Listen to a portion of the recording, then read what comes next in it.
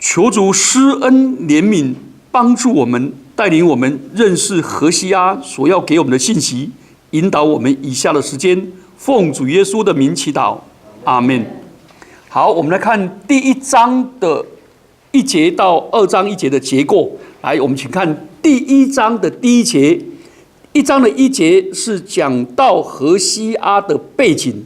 何西阿的爸爸叫贝利，他的名字何西阿。然后呢，他生长的时代是南北国对立的时代。南国呢，横跨了乌西雅、约坦、亚哈斯、西西家做王；而北国呢，只有一个王，就是耶罗波安做王。那耶罗波安有2个，一个是所罗门时代分类建立北国的耶罗波安，而这里的耶罗波安是耶罗波安的2世，他是耶户的那个王朝的耶罗波安。好，这第1节讲到背景。第2节到第5节讲到他生娶歌妹，然后呢生了长子叫耶斯列。好，第6节到第7节生了长女罗路哈玛。好，第8节到第9节生了罗阿米。好，他生了3个孩子，耶斯列、罗路哈玛跟罗阿米这3个孩子。这3个孩子，其中那个耶斯列是他亲生的，后面2个是不明来路的。好，这等一下我们查经会查出来。然后呢，第10节到2章1节预言了犹大跟以色列的复兴。先知的信息都有个特色，前面在怎么审判、怎么惩罚、怎么做主，后面一定是祝福、恩典、医治、包裹啊，这是整个先知的信息。所以前面讲的那么苦，后面呢讲的那么美啊，这2个呈现一个非常大的落差啊。这个落差呢，就是先知不是停留在做主跟羞辱，他最后带来的是祝福跟尊荣。好，我们来看我们先来看何西阿书哈，我们先了解一下。何西阿是所有第8世纪的先知，他非常的特别，有2个非常特别。第一个，他把上帝跟以色列人之间的关系比喻成夫妻的关系，他说的最清楚。第2个，他的讲道是用他的生命的体验去讲道，尤其他自己婚姻的挫败、痛苦。生儿育女又带给他永远的伤痛，他成为一个暗夜的哭泣者，然后上帝不要他在暗夜哭泣，要他出来宣讲，他的宣讲就是他生命的经历，这是蛮辛苦的。好，所以这个人是一个蛮特殊的先知，而且他生活的时代是北国以色列最繁荣、最富裕的时代，而他竟然预言，用他3个孩子预言整个国家要灭亡。他第1个儿子取名叫耶斯列，就是在怎么样，在触国王的眉头，然后生了罗哈玛，触全以色列跟那个的眉头。第3个生罗阿米，是把整个上帝的子民全部都骂了，但是上帝透过他的伤痛的遭遇，却带来10节到11节跟2章1节的复兴。好，我们先来了解一下他的背景。来，我们先看那个乌西雅、约坦、亚哈斯、西西家王。我们先了解那几个王的背景哈。来，第一个王就是乌西雅王，这是公元前729到740，他一共在位11年。乌西雅王，好，那他的故事记载在列王记下15章3到5节。这个乌西雅王是行耶和华眼中看为正的事，这个人非常的优秀的王，但是他蛮骄傲的，最后长了大麻风。好，我们来看第二个王约坦。约坦在列王记下15章34到35节，我们大家有空回去把它看一下。约坦也行耶和华眼中看为正的事，效法他的父亲乌西雅王，只是丘坛没有废去。丘坛哦，大家要山头坛啦，就是在山头那里敬拜，没有在耶路撒冷敬拜了啊，在那里烧香。好，我们再看第三个王是亚哈斯。亚哈斯这个人，就是我们这个礼拜天读经的时候会读到的旧约的。他登基的时候20岁，在耶路撒冷做王16年。这个人心思不正，他不像他的大卫，他的祖先大卫一样，他效法以色列诸王，他学跟北国以色列一样，他做了好多很坏的事，所以他的记载在列王记下16章2到4节。那个亚哈斯最糟糕的是什么？你知道吗？因为当时亚述帝国兴起，所以亚述帝国就整个国家就濒临什么？濒临那个亚兰，然后北国以色列，再加上非利士，所以他们就组成了联盟。然后这个联盟呢，就强迫犹大王加入反亚述。那他很聪明。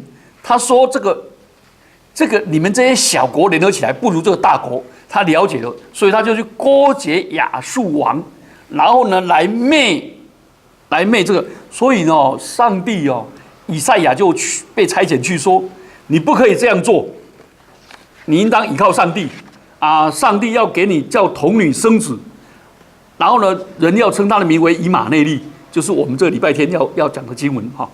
这亚哈斯王。”那如果我们了解了这个背景以后，我们来看第4位西西家王。我们了解这个背景，我们对旧约历史也可以了解。西西家是在公元前716到687年执政，是一个蛮好的王。这个王呢，一上来就废掉丘坛，砍掉柱像，把他老爸所做的任何坏事全部一扫而光。所以他就是以赛亚所说的那个以马内利啊，这个人倚靠耶和华做了好美的事，可是历代志下他的故事记载在列王记下18章3到8节，可是历代志下32章25节说，西西家却没有照他所蒙的恩报答耶和华，因他心里骄傲，所以愤怒就临到他跟犹大并耶路撒冷。西西家这个人本来上帝要他受命该终了啊，他就跑到上殿里面哭啊。他说：“我为耶和华做了这么大的事啊，怎么叫我那么早就走了啊？等，一直哭。结果上帝说：好了，就让他多15年了。他多活了15年，做了2件恶事。什么事你知道吗？一个是他把国家的府库那个巴比伦王来的时候，他把他国家的秀给他们看，秀给他们的金银财宝，秀给他们看。结果呢，他们就准备要毁灭他。另外，他15年那15年生了一个儿子叫马拿西，就是旧约里面的浪子。结果那个马拿西就很像什么呢？很像我们高雄有没有一个人姓杨的，老爸50岁才生他？啊，对了，不要讲出来了。这个阿公阿囝，结果呢，马拉西就是让整个以色列、让整个犹大灭亡的那个好坏的王。所以上帝要我们的时候，该终了就终了啊，不要在那边苟延残喘呐，然后做了好多的坏事。所以你看我上次我喜欢讲台湾的保险什么都保，对不对？保火灾、保地震，什么都保，只有一样不保，你知道吗？我去保险公司5、6家买，他都不让我保，你知道什么吗？我要保晚节啊。他说：“对不起，晚节不保。”好，那我们了解了背景以后，我们就来看第2节到第5节。生了儿子耶斯列，好，何西阿是先知运动里面最特殊的人，他居然去娶一个淫妇当妻子。我告诉大家，这是我们很难忍受的，很少人能够这样忍受的。可是上帝呼召他，他没有拒绝上帝的命令，他只有顺从啊，这一点很不简单。理性上我们很难接受这样的事，而他竟然能够顺服，这个很像约拿。约拿被呼召却不肯顺服，而他顺服了。所以上帝要先知去娶歌妹的妇女为妻。歌妹这个名字的意思很可能就是当时的庙妓。你们知道庙妓就是中国话的神女啦，就是你要到那个庙里面去拜拜，要跟那个庙里面的女庙祝产生性的关系啊，那个叫做庙妓。我们翻出来叫庙妓，他们不是，他们是叫女祭司。所以你有没有发现旧约里面有拿比亚女先知，拿比是先知啊，拿比亚是女先知，但是呢，祭司就没有女祭司，没有，旧约里面没有女祭司，因为女祭司，因为当时就有很多的所谓的庙妓，他竟然娶了一个庙妓。更严重的是，上帝还告诉何西阿说，他的儿女会像母亲那样的堕落，然后淫荡。哇，这个更惨，娶了太太已经这样惨了，那儿女又更惨。如果他事先知道，我想他理性上很难接受这样的呼召，所以很多的圣经学者就要怀疑：到底他是知道不知道？或者这个歌妹是真的淫乱，还是属灵的淫乱？那这个都弄不清楚。其实圣经上没有明确的说明他何时蒙召，但是有个很确切的看法是，上帝的命令一出，先知就回应，就照上帝的命令去行。这是第3节里面告诉我们的。好，那上帝为什么要他去做这件事呢？其实上帝要透过这件事情告诉以色列国说，以色列国，你跟上帝之间的关系是夫妻的关系。以色列人竟敢背叛上帝，去拜多种偶像神明。他们迦南地的神明，迦南地的神明，譬如说他们的神明的主神就是谁呢？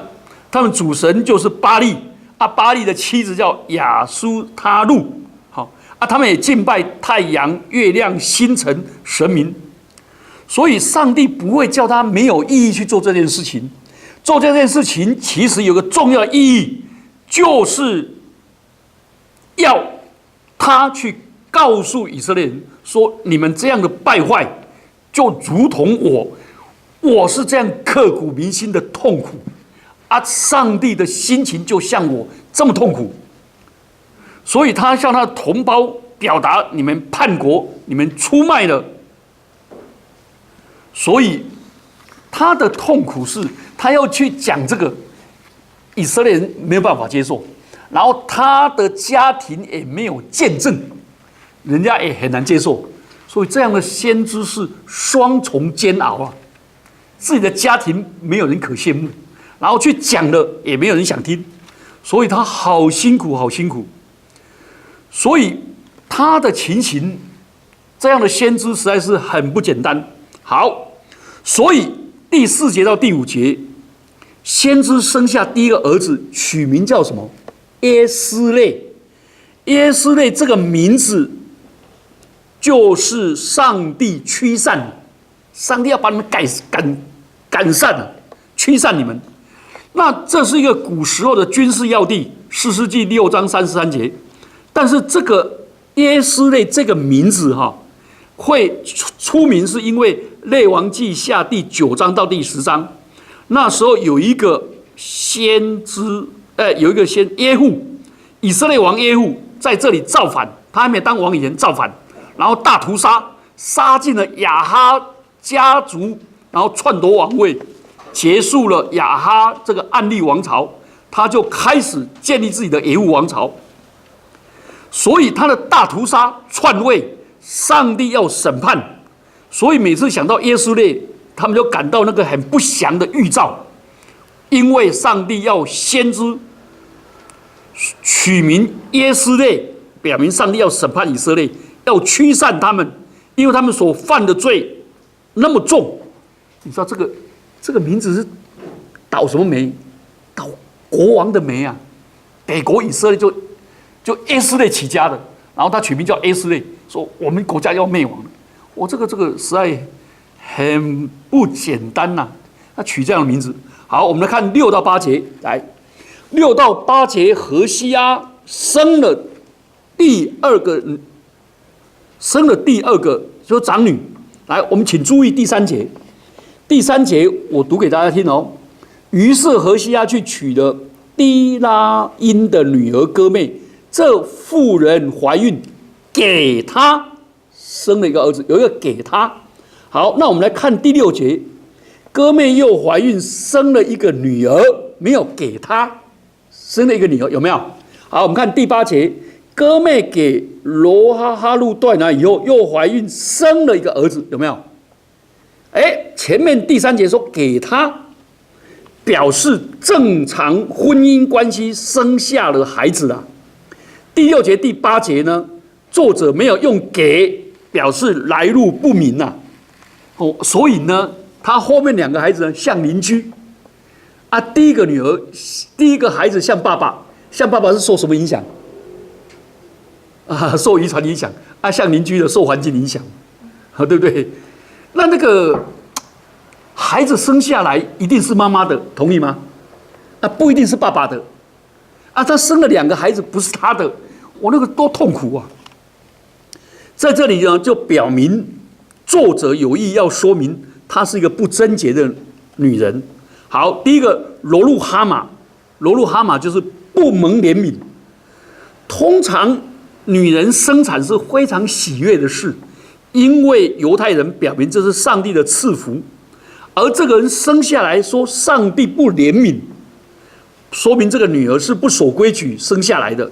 所以这个字来形容以色列人民，说明他们像何西阿的妻子一样，不蒙怜悯，不受疼惜。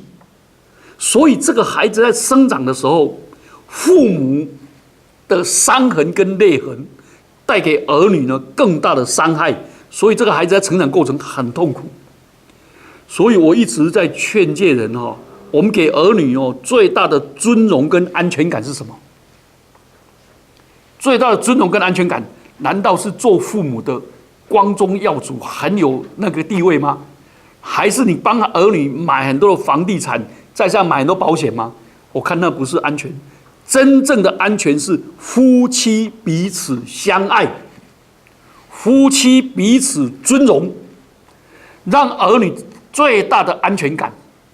我以前在荣旺的时候去教得胜者，我对得胜者的学生说，有一个题目啊，说孩子啊，各位同学啊，如果你呢考试作弊被老师抓到去补习呢，又跑去打电动玩具。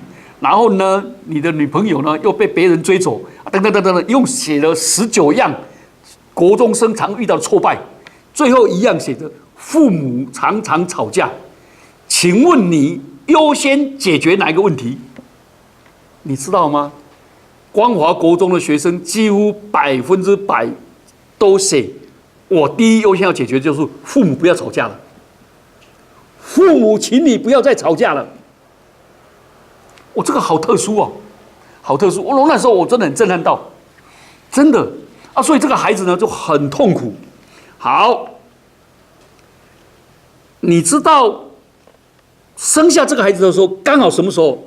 你知道吗？主前721年，北国以色列亡国了，人民呢被俘虏到亚述跟邻近的国家当奴隶啊。亚述这个国家很够狠了。他到哪一个国家一占领那个国家，一定把那一个国家的男人跟女人呢分族，把他带到别的地方，永远不再见面啊。然后呢，又引了5种民族进来，列王记下第17章24节，亚述王从巴比伦及古他、亚瓦、哈马跟西法拉因千人来安住在撒玛利亚城，代替以色列人，他们就得了撒玛利亚，住在其中。意思就是北国那10个族哦，被迁到外面的全部都被异族同化，然后留在当地的就被强迫跟你杂婚啊，这些人就变成什么撒玛利亚人。所以他是代表犹太中的新族群，也代表肮脏跟污秽啊，这一些人就被怎么样？被以色列人欺负看不起啊，他们就不再拜独一的真神，而侍奉多神。以后这两个国家就开始，这两个族群就越分越远。你们知道这些人被掳去的时候那个痛苦啊！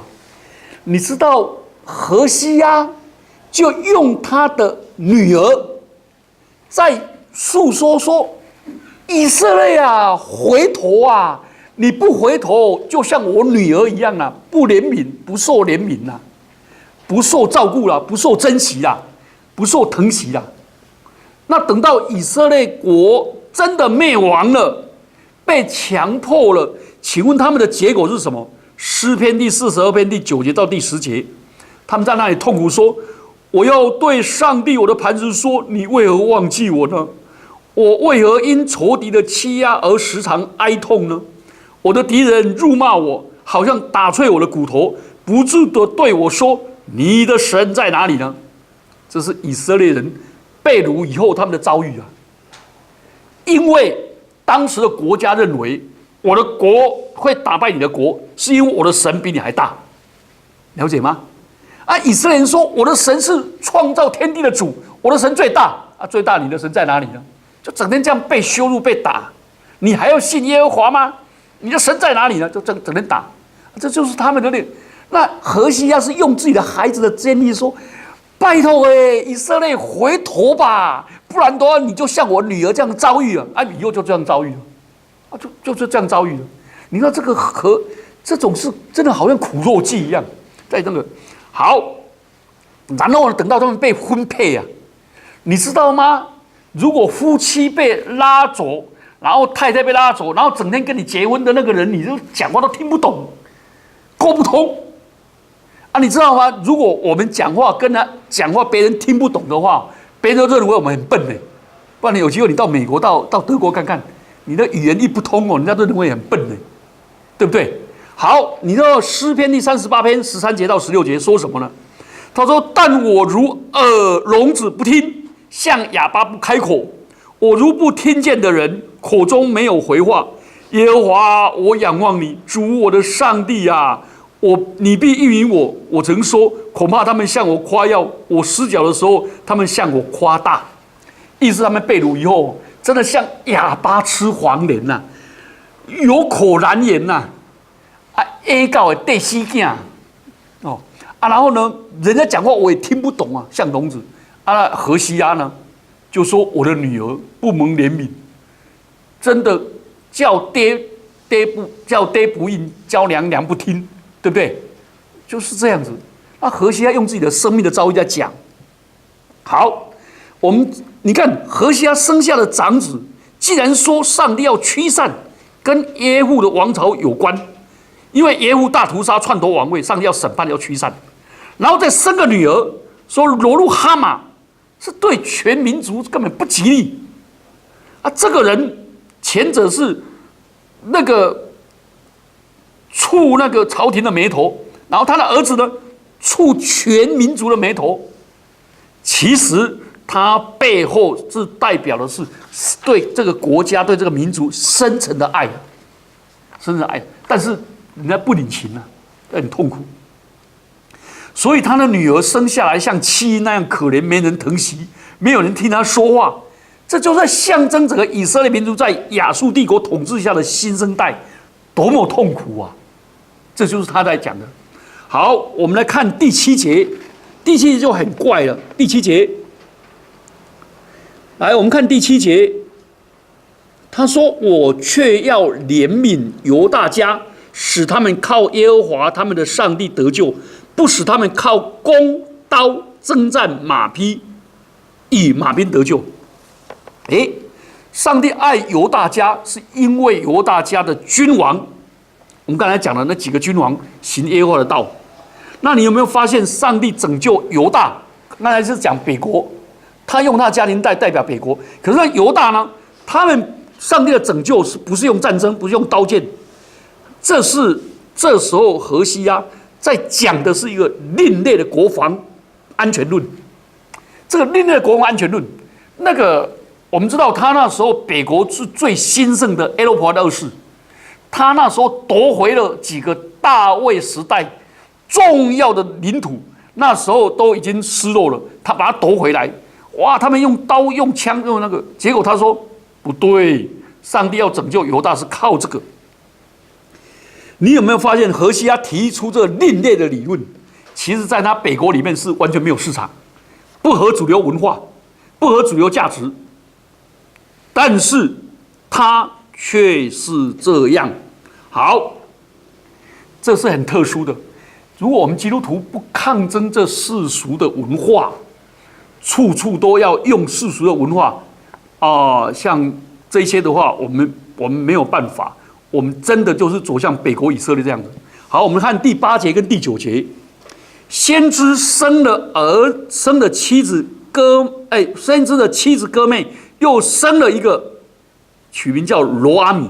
哇，那个如果懂希伯来文呢，阿密就是我的名呐。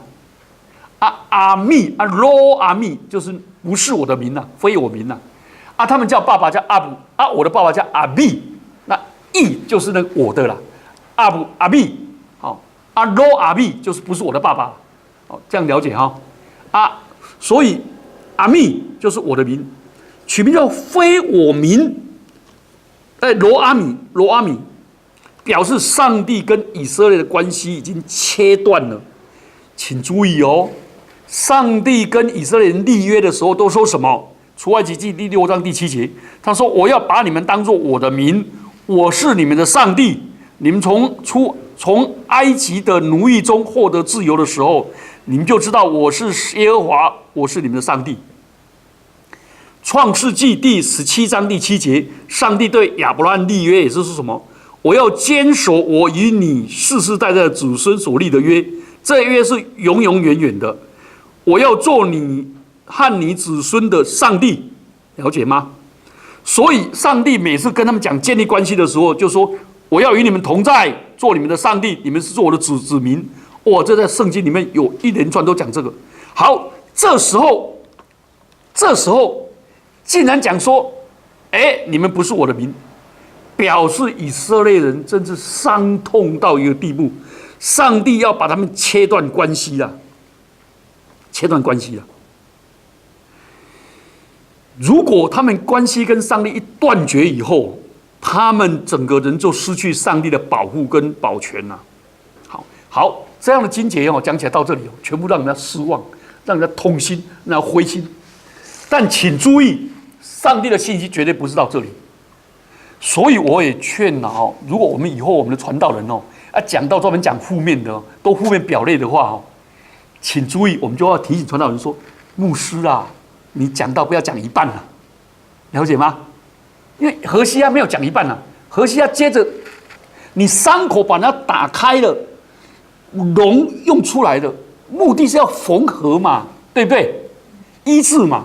所以我们在小组团契的生活，当有人讲出他的伤痛，讲出他的恐惧，讲出他害怕的时候呢，我们其他弟兄姐妹呢就要保证怎么样，对他的爱绝不讲出去，然后我们彼此带祷，支持他，让他度过。不然的话，有人一讲出他的伤口，他从此以后就不再来了，真的会恐惧，对不对？那最近我听一个朋友，他说他在海外的时候，他牧师讲道都喜欢讲那个恐吓人的。他说：“你们这些人呢，3等公民啊！为什么3等公民？等出等和等死。”我这样讲的话，他听得很难过。他说：“你们这里人呢，不是醉生梦死，就是怎么样？就是准备自杀。”我有好几个来到教会准备要自杀的，听到这样，我听得很生气，真的想自杀，终究不想来了。不要讲这个。好，来我们看第10节、11节。好，10节11节哦，我们用开口来读好不好？这是蛮特殊的。来，10节11节一起来。然而以色列的人数必如海沙，不可量，不可数。从前在什么地方对他们说，你们不是我的子民，将来在那里被对他们说，你们是永生上帝的儿子。犹大人跟以色列人必一同聚集，为自己立一个首领，从这地上去，因为耶斯列的日子必为大日。2章1节来，你们要称你们的弟兄为阿米，称你们的姐妹为鲁哈玛。这里就是讲到喜乐、感恩、光明的信息。这里好像这个柳暗花明又一村，哇，整个改变了。何西阿的时代啊，因为北国以色列经历好多次的战争，不管输赢啊，总是离不开集体的死亡，包括开赴战场的男丁，以及战争带来的悲剧、饥饿、瘟疫，所以大量的死亡，不仅男人，也包括妇女，也包括儿童，所以他们的人口变得很稀少。第10节说，以色列的人数必如海沙，不可量，不可数。了解吗？讲到那个整个很像那个以西结所说的枯骨复活。其实今天的世代也这样了，那个整个战争很恐怖了，以巴的冲突、巴尔干的种族冲突、第2次世界大战，而且战争都会随着后面的饥荒、瘟疫都一起来，那个整个人口锐减。可是呢，告诉他们说，你们将来人数要恢复。那我们知道这个应验在哪里？其实不是应验在以色列人了，现在犹太人全世界还是只有2200万了，跟台湾人数一样多了。他们没有多啊，没有到海边的沙那样多。但是这个是指的什么？指着那些信奉上帝，透过耶稣基督成为上帝儿女，成为上帝新的子民的这些人，必如海沙这么多。好，第10节还说了一个很奇妙的话，说你们是永生上帝的儿子。这是何西阿第一次提出一个新的观念，永生的上帝表示上帝跟以色列人的关系是永远不改变的。从拣选亚伯拉罕到现在，耶和华都一直以色列最好的保护者，这个上帝。好，11节呢，就讲到这个国家，这是何西阿的最核心的信息。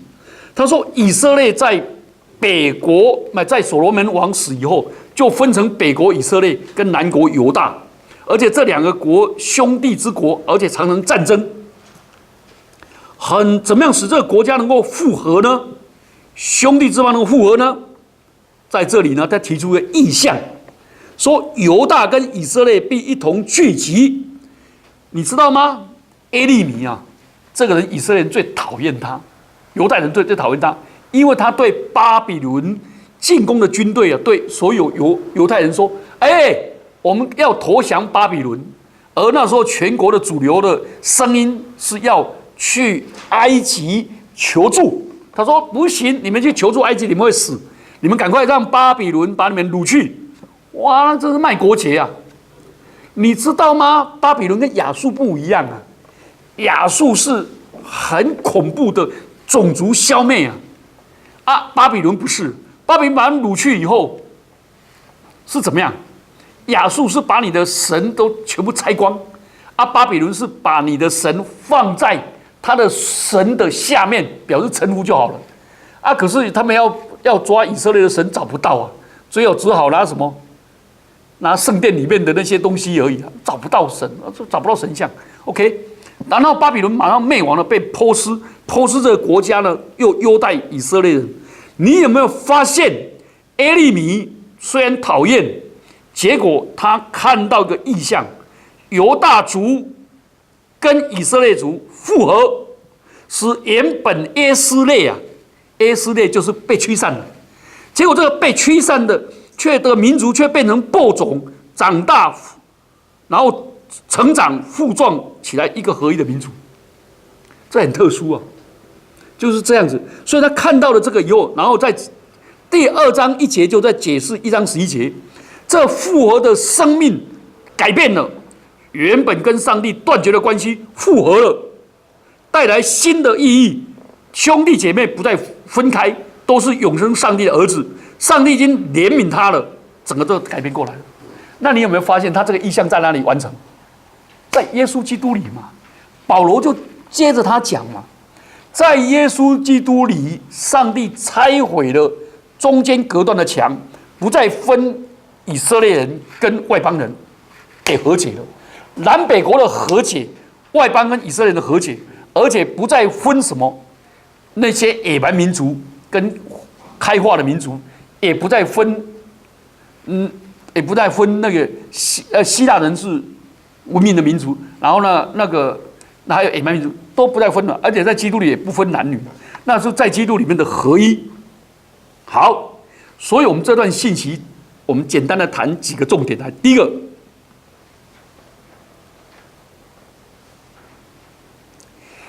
离弃上帝带来的结果就是分裂，自我人格分裂。人一直自我人格分裂以后，人跟家人跟别人都分裂，而人跟上帝悔改归回上帝，就是复合生命，整个自我生命的重整，自我生命的重整。如果你要帮助一个人哦，成为一个得到忧郁症哦，简单不简单？简单，叫他什么事情都想负面的，了解吗？而想负面的还不会忧郁症。要把负面的极端化，对不对？极端化、夸大化，然后再过来就把它灾难化，最后呢末世化。这个都是我们父母每天在讲的话。孩子如果8科9科里面有1科考不好，你怎么每一科都考不好？我们都每一科其实只有1科而已，对不对？那孩子说：“妈，我只有1科，你每次都强辩。”比方说我们做什么事情一迟到，你每次都迟到，你天天都迟到。我都把它夸大化，然后你死定了，你没命了那就是灾难，就末日化。你知道要人自我分类，其实只要人跟上帝的关系一出问题，所以你看何西阿的整个信息，在充满着娶哥妹为妓女为妻，生下3个儿女，然后呢，整个名字都是充满着什么？充满了恐怖的惩罚、分类。为什么？因为这一些人遗弃了上帝，而上帝是慈悲而怜悯的。人一拒绝了上帝的怜悯，你知道吗？上帝是守约施怜悯的人把自己的约毁掉，片面毁约，拒绝上帝的爱，拒绝上帝的怜悯，就带来生命的毁灭。整个台湾最严重的是，台湾最近出了很多的问题，报纸登那个，还有那个，你知道台湾的自杀潮不是只有我自杀而已，好多人如果要自杀的时候，是把他的儿女带去药池一起死的。有没有发现这种的？烧炭全家一起烧，是这样子。所以你有没有发现，大家都认为那是媒体的关系，其实真正的问题是，为什么父母会带儿女一起自杀？因为这些人的生命找不到依靠的力量，他的生命觉得被抛弃，他绝望，所以就像先知取第3个孩子取名叫罗阿米，他跟亲友的关系断绝，他跟自己的生命的源头断绝，他连安家立命都没有，最亲密的夫妻关系背叛断绝，亲子关系断绝，所以他就是那种毁灭的力量就出来。或者呢，就像何西阿的长女罗鲁哈玛的意思是没有人怜悯，觉得我在这世上多我一个没有意义，少我一个大家也不珍惜类似这样的。哎呀，我认识一个学生一个学生还是某一个系里面第1名，而且还是班代表嘞，他也是我们学校那个国乐社的社长。结果他把东西全部整理好，打包整理得非常好，然后交给副社长说：“以后这个社就靠你的吧。”然后跟所有人告别，然后那个晚上就自杀了。所以我就一直问那个大学生说：“请问整天说要自杀了，会不会自杀？”大部分人说：“不要搞我别家人啊。”所有自杀人绝对不会自杀。我说错了，所有自杀一定自杀。他所有自杀是一种求助了，在求援助了，是一种最后那个啊。如果把东西整理好，或者把它最宝贵，我认识一个学生要自杀的时候，他把他400多万呢，你看一个大学生就有400多万的那个所有摄影用具呢，摄影的呢，全部送给一个朋友。我那个朋友告诉我说，他怎么会送我这个？我说你不要说，他要自杀了。我说怎么可能？结果我们整个冲过去，把他家包围起来，果然是吞下了2000颗，把他救出来。这种他绝望了，连他最真爱的都不要了那荷西阿就是婚姻上儿女了解吗？不蒙怜悯，被断绝。哇，这个整个，换句话说，我们真的要竖起我们的耳朵，打开我们的眼睛，不要在我们周遭的人对他们说罗阿密，了解吗？罗鲁哈玛，真的，真的，再怎么狠都不能讲说我们要离婚，再怎么狠都不要讲说你西西也好，真的啊！如果孩子要离开你要出走，你就抱着他说不要走，你要走我跟你一起走，了解吗？我很疼惜你啊！他这个细节要讲这个，然后我们周遭呢耳朵，我们不要成为这个。所以，你不要以为先知都这样子，罗阿米、罗阿哈什么那个耶斯嘞。所以我现在每一个孩子都用这种负面的，不是先知是在对那个以色列人，你没有那个，这其实在讲那个反的。希伯来文里面哦，希伯来文里面凡是讲否定哦，是加强肯定，很像中国文化，你知道吗？圣经上讲说不可奸淫，不是说叫你不要奸淫就好了，啊，不是，不可奸淫的意思啊，不可杀人哦，我就没有杀人了。不可杀人的意思，你要维护人的健康。所以耶稣就解释说，你骂一个弟兄是拉加、垃圾啦、笨蛇啦，你难免受地狱之火。换句话说，你贬义人、伤害人，伤害到人家就想自杀，不想活的，你知道这样的话呢，你等于杀了这个人，这叫人格谋杀。OK， 啊，雅各也说，人是照着上帝形象造的，啊，你怎么可以去颂赞上帝 ，bless God， 然后呢去咒诅那个照上帝形象造的？所以何西阿书的信息在告诉我们一件事情：生命的尊贵在于跟上帝连结。所以我们最重要是为我们的家人祷告，为我们家人祷告。像我今天也一直跟师母讲说，哇，我真的要为我父母祷告，还没有信主。如果没有信主哦，我今天去参加告别式嘛，啊，如果没有信主，我父母的告别式怎么处理啊？哇，实在是以后那个难题大了。所以为家人祷告，然后为家人去珍惜，然后看到我们周遭有人这样的人，我们就要好好的去爱他们，去爱他们。好，第二方面的信息呢，在告诉我们什么？为我们的国家祷告。今天中国大陆崛起以后，最近你看他们的飞机啊，在台湾就跟你绕，那我们台湾不警觉的话，我们就很像什么？很像日本啊，把他们的航空母舰就在珍珠港绕，在公海绕，绕到他们习惯了。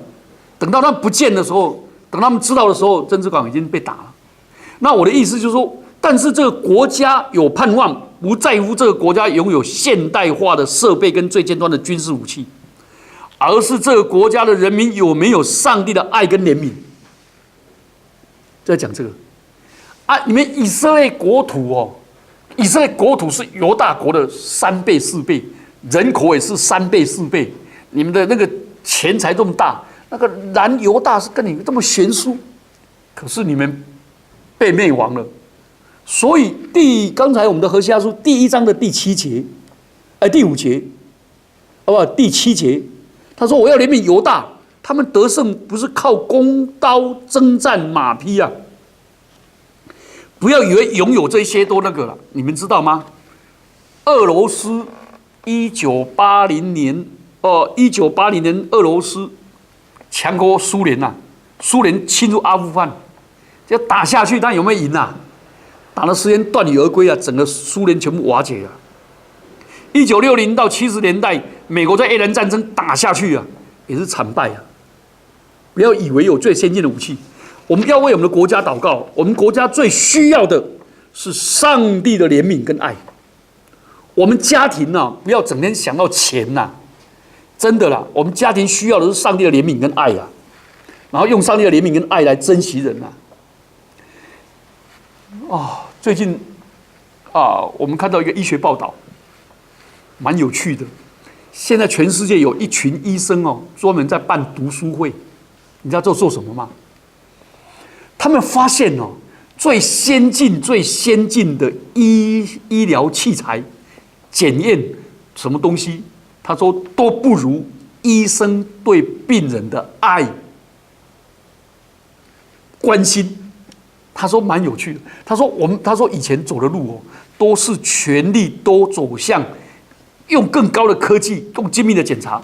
他说很多病人哦，来看到医生对他们的爱跟珍惜哦，他病就好一半了。而且他说很多病是心因性引起的，难怪哦，我同学哦，我大学的时候有一个同学妈妈忧郁真的很惨，就带他去看那个台中的灵光诊所，那个郭大夫啊是很好的基督徒啊，每一个人一进去，他说，他那时候叫我启峰，我每次去那里看了以后，他在很关心我的时候啊，结果我的病好一半了。就回来药都不用吃就好了，我都看到他就好一半了啊，回家就好了啊。这个，其实现在这个时代哦，是缺爱呀、缺怜悯呐。那很多人羞辱我们、骂我们，在什么的时候，其实在讨爱呀。我在那个妈妈班在带的时候，就一直跟他们讲啊，你老公在对你说在讨爱呀。他说哪里这样子，讨爱又不讲，说太太啊，给我爱爱，又不讲，我整天羞辱，知道吗？我这礼拜对松柏的讲什么，你知道吗？对松柏的我们讲那个忧虑的时候，我们对孩子讲话哦，负向的话都要讲我，不能讲你，了解吗？孩子，你出去的像丢了，回来像捡到了，把家当旅馆，以后你干什么？你不要这样讲，你要说爸爸好寂寞，可以陪爸爸吗？爸爸真的好希望你在身边呢。我这样讲不是很好吗？对不对？你希望的得怜悯啊！我都教那个年轻人说，你老爸老妈在给你挥，在给你骂，你的儿女在什么都在讨爱，在讨怜悯。我们的国家不要花在那个，我们需要的是这个，我们的家庭需要上帝的怜悯跟爱，我们的家庭也一样，而不是再有钱呐、再有钱呐、真的。前几天有人问说：“你女儿结婚我怎么不知道？卫理公会的牧师都不知道啊？”其实我们很低调了，卫理公会任何人都没有讲，都没有通知啊，都没有通知，已经来了，安寿已经坐满了，而且我跟他讲说，全部所有人礼物都不可以送。我们的校长跟副校长说：“陈牧师不能送怎么办呢？我可不可以送个大的兰花？”只有写我的名字，不写校长，好吗？低调那个其实最重要的是目的是不要再玩这种那个游戏啊。因为我去吃过那个，你们知道台北有一桌6万多块的，6万一个人6000还加1层，所以我们2个夫妻去吃一次就要包了13000。虽然说再三叮咛说牧师你不用包，我们敢不包吗？了解吗？敢不包吗？送的那个礼盒订婚他们订婚送礼盒，那个礼盒多少钱你知道吗？一个礼盒就3-4千块。那我女儿就买那个，这个我们就玩这个，所以大家以为这样就很有尊荣，很有什么，对不对？我们最后呢，在台南请客的时候，我们就列了一堆名单，都是以前对宣恩有恩的。宣恩列名单说，这个人一定要请他，因为他对我有恩。所以那个荣民伯伯一定要邀请他们夫妻。然后周雄老师以前主学的，所以他一个一个都点名，这样就低调一点。我们不要玩世上的，我们需要的是上帝的爱，上帝的怜悯。我们家也是这样，我们的国家也是这样，我们的社会也是这样，真的，真的。求主帮助我们，何西阿的信息带出来是这样的信息，不是要我们去了解吗？我们一起来祷告。主，求你恩待我们。主啊，求你恩待我们，帮助我们，光照我们。主啊，帮助我们，不是像耶斯列那样，是驱散人、羞辱人、屠杀的。主啊，恩待我们这个教会。主啊，恩待我们这个教会，不是罗路哈马没有怜悯的。主啊，恩待我们这个教会是满有基督的怜悯，满有基督的宽容跟赦免。主啊，恩待我们这个教会，不是罗阿米，而是上帝的子民，是愿意挽回人、宽容人。主啊，恩待我们，主啊，恩待我们，荣光堂成为卫理公会的典范。复兴卫理公会先从我们教会开始，复兴高雄的教会从我们教会开始。复兴我们教会从我们的家庭开始，复兴我们的家庭从我们个人开始。主啊，何西阿带出了意象，这个意象是南北国的合一，南北国的成长如海沙，不可量不可数，而且生命的改变，从一个非我民变成进入我民。主啊，恩待我们，怜悯我们，谢谢我们的主，求主赐福我们，从何西阿的领受这样的信息。奉基督耶稣的名祈祷，阿们。